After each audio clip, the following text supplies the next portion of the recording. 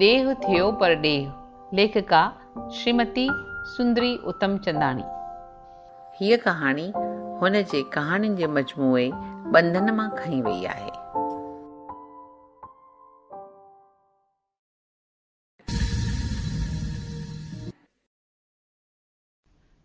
देह थियो पर देह। जानकी खे लाऊं लधे को साल ॿ कोन थियो हो, पूरा 35 साल गुज़ारे चुकी हुई साहुरनि में। हींअर हूअ डुकंदड़ भॼंदड़ हरणी बि कीन रही हुई, जा ॾाकण जा ॿ ॾाका गॾु टिपंदी लहंदी हुई, या चोट ते चंड खे अर्घु ॾियण वेंदी हुई त वॼंदड़ कंझे जहिड़ीअ खिल सां पाड़ो ई खुड़काए छॾींदी हुई। पोइ बि जॾहिं घोटस ॻाल्हि कई त सिंध मां संदसि पेकनि जे ॻोठ मां को महिमान अची लथो आहे पेडीअ ते, त जानकीअ जे मन में हलचल मची वई। घोट खे चयईं, हाणे जो हाणे टेलीफोन करे माइटनि खे घर में घुराए ॾींहुं।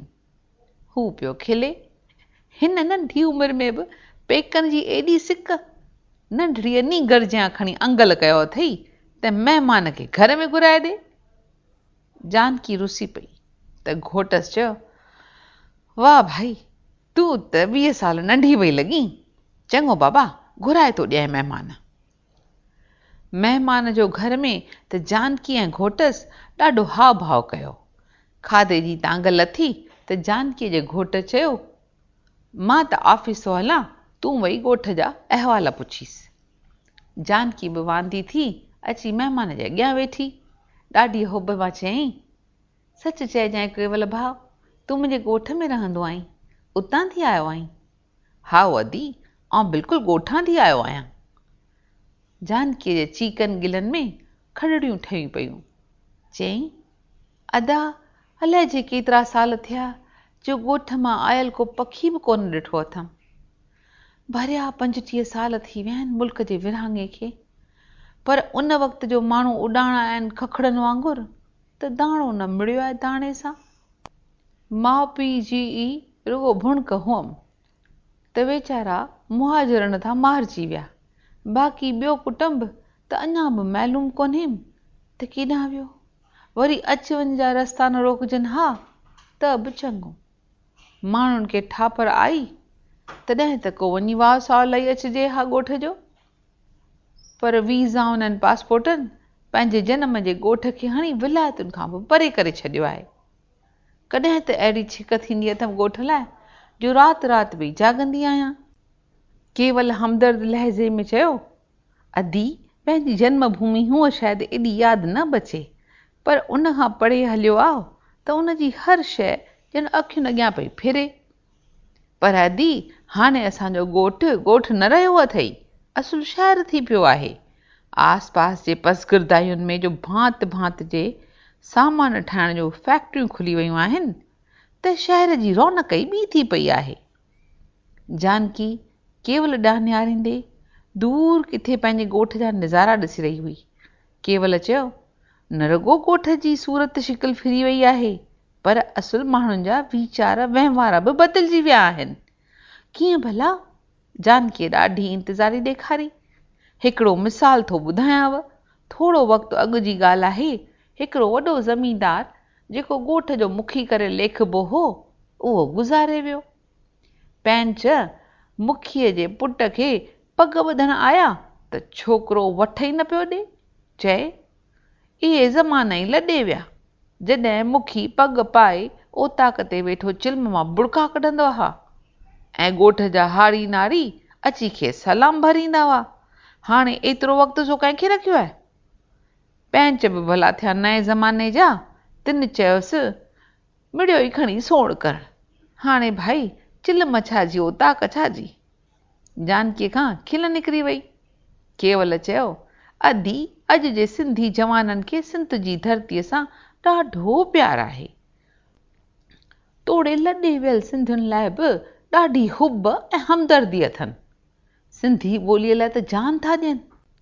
क़दीम वरसे ऐं तहज़ीब खे क़ाइमु रखणु त संदन फ़र्ज़ु थी पियो आहे। जानकीअ जेको ॿुधो वेठे, सो खेसि ईअं पियो लॻो ॼण ॾाढो परे खां को पड़लाव पियो संदसि अंदरे मन ते पवे।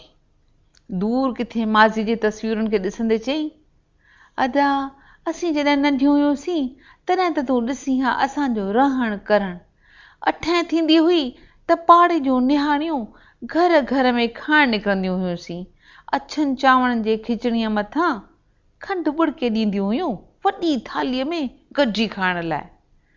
असीं बि खाई पी जूठी थालीअ में हथ धोई दुआ जा छंडा हणंदे चवंदियूं हुयूंसीं, अन ॾे धन ॾे ॾोलीअ में नुंहं ॾे, काको खाए कोकला चोणस ॼणी छोकरा, उखड़ीअ में कठ काको खटी आयो लख। हाणे केवल जे खिलण जो वारो हो। जानकीअ चयो, घणो मज़ो त कारकतनि में लॻंदो हो। जवान छोकिरियूं ऐं नवरनियूं गॾिजी तुलसियूं ऐं नोमियूं रखंदियूं हुयूं। उहे 3 ॾींहं माइट असांखे देवियूं करे पूॼींदा हुआ। असीं बि टिकाणे में ॾीओ ॿारे पोती पाए पिया हिक ॿिए जे घर ईंदा वेंदा हुआसीं। खिलखिलजा कंदासीं, बसि घिटियूं घोॿा पिया वॼंदा। केवल बि पंहिंजे शहर जे साॻियुनि घिटियुनि पाड़नि जो तसवर करण में खोयल हो, जेके अॼु बि खेसि लॾे वियलनि लाइ उदास उदास नज़र थे आया। ऐसते चयईं, अधी, मगर अधी किथे थी ॿुधे? हूअ त पंहिंजे ॿालपण जे ॾींहं जा ख्वाब ॾिसण में मख़मूर हुई। चवंदी पे वेई, स्कूल वारा ॾींहं त ॾाढा मज़े में गुज़रिया, पर कॉलेज में तिहां ई वधीक ख़ुशियूं हुयूं। कॉलेज को ॻोठ खां घणो परे कोन हो, पर कॉलेज में पोती केरु पाए? बसि अदा मूं बि तॾहिं फ्राक ऐं कुर्ता सलवारूं पाइण खणी शुरू कयूं। मुंहिंजूं के सर्तियूं त साड़ियूं पाए ईंदियूं हुयूं कॉलेज में, असुल जूं थियूं पियूं लॻंदियूं हुयूं। संदन शादियूं बि मूंखां अॻु में ई थी वयूं। मां त अञा बि शादी कान मञा हा, छो त मूंखे डॉक्टरणी थियण ते ॾाढी दिलि हुई। पर डॉक्टरी पढ़ण जो कॉलेज त शहर में बि कीन हो। जानकी ॾाढी दिलगीर नज़र अचण लॻी। केवल चयो, मगर हाणे त मेडिकल कॉलेज बि आहे असां वटि। ईअं त नयूं सरकारी ऑफिसूं, अस्पतालूं, स्टेशनूं बि अहिड़ियूं सुठियूं ठहियल आहिनि, जो ॾिसी अखियूं चरख़ थी वेंदव। केवल जी ॻाल्हि ॿुधी जानकीअ जे मुंहं ते अरमान जी रेखा बि गहरी थी वई। चयईं, ॾाढी दिलि हुअमि डॉक्टराणी बणजण ते, पर कॉलेज बि पूरो न कयुमि। केवल चयो, अदी, तव्हांजे ज़माने में त अलाए जे केतिरियूं न्याणियूं कॉलेज पढ़ंदियूं हुयूं, पर हाणे त वॾो तइदाद आहे ज़नाने आलम जो। मज़े जी ॻाल्हि त इहा आहे जो हाणे न्याणियूं बि कविताऊं, कहाणियूं, अलाए छा छा पियूं लिखनि।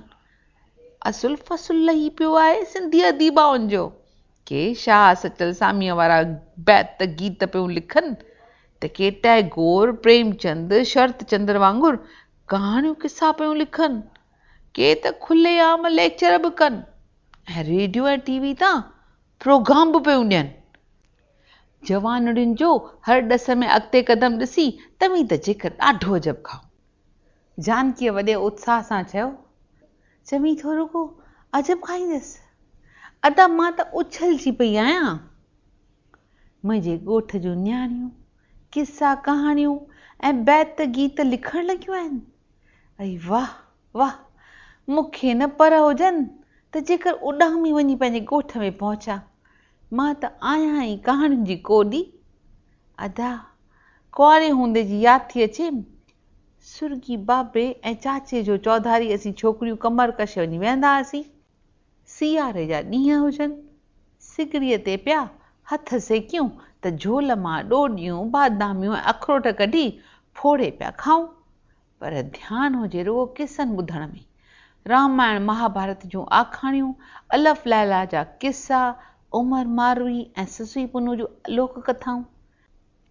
केॾी राति ताईं वेठा बाबे ऐं चाचनि चाचियुनि वातां ॿुधंदा हुआसीं। हिक भेरे त अजब जहिड़ी ॻाल्हि थी गुज़री। घर में नाठियुनि जी रोटी हुई, मर्दनि जी महफ़िल में दारूअ जो दौर पियो हलियो। रोपियुनि वटियुनि में फोटनि ऐं मिसरीअ वारो दारूं खयो ढुक ढुक करे वेठे पीताऊं। मथां हो चहरुनि ऐं कोक पले ते वारो। अहिड़े वायुमंडल में हिकु नाठी कामसेन ऐं कामरूप जो किसो ॿुधाइण शुरू करे छॾियो।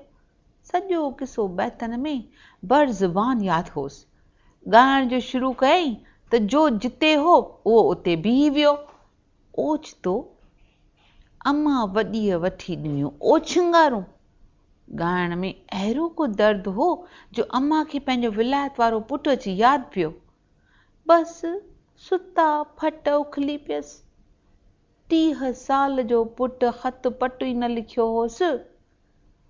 हिन विलायत वारे जी कुंवार बि अची करारी थी हुई।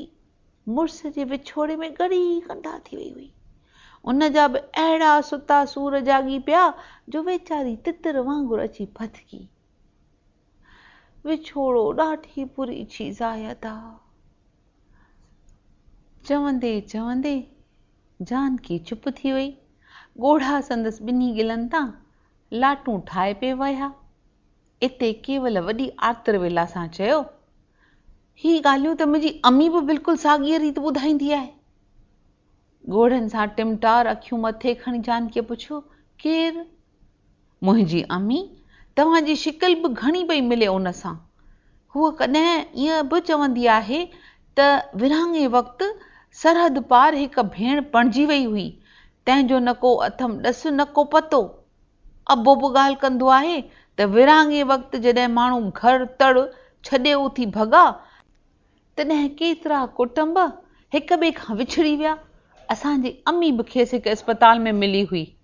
विरहाङे जे फटियलनि ऐं सतालनि जी शेवा लाइ अस्पतालनि में खाधो पे विरहायो त अम्मीअ सां ॾेठ वेठ थी वियसि। जानकीअ तकड़ में पलव सां मुंहुं उघंदे चयो, अई पार्वती त कान्हे तुंहिंजी मां? केवल जूं अखियूं फाटी वयूं। हूअ चवंदी आहे त अॻे जन्म में पार्वती हुअसि। अड़े अब्बा, मुंहिंजा लाल केवल, तूं त मुंहिंजो सॻो भाणे जो आहीं।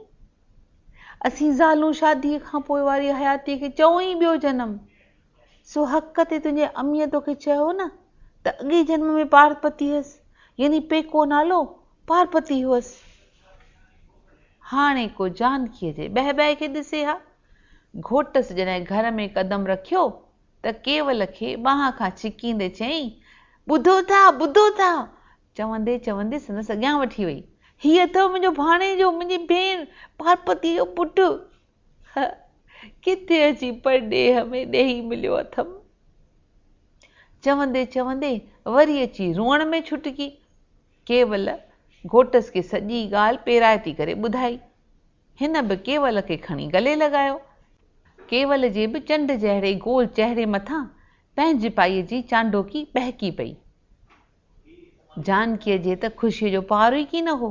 चवे पई, केवल पुट, तोखे ॾिसी त ईअं पई सम्झां ॼण सालनि जी विछड़ियल भेण मिली आहे मूंखे। छा चवां तोखे मिठा, तूं तां हीअं असां ॿिन्ही भेनरुनि जे विच में पुल, ॿिनि सरहदनि जे विच में वाट। इहो सभु चवंदे संदसि नक जी मुंडी वरी ॻाढ़ी थी वई। घोटस चयो, अरे पर तूं रोई छो पई? तोखे त हाणे खिलणु घुरिजे। हमेशह पई सिकंदी हुईं सिंधु ॾिसण लाइ, हाणे त भेण लधी आहे त हली अबाणो ॾेह ॾेखारींदोसांइ। अड़े अच वञ ॾुखी न करे छॾीनि हा त घणो अॻु वठी हलाए हा। छा कजे, ॾेह बि जो पर ॾेह थी पियो आहे।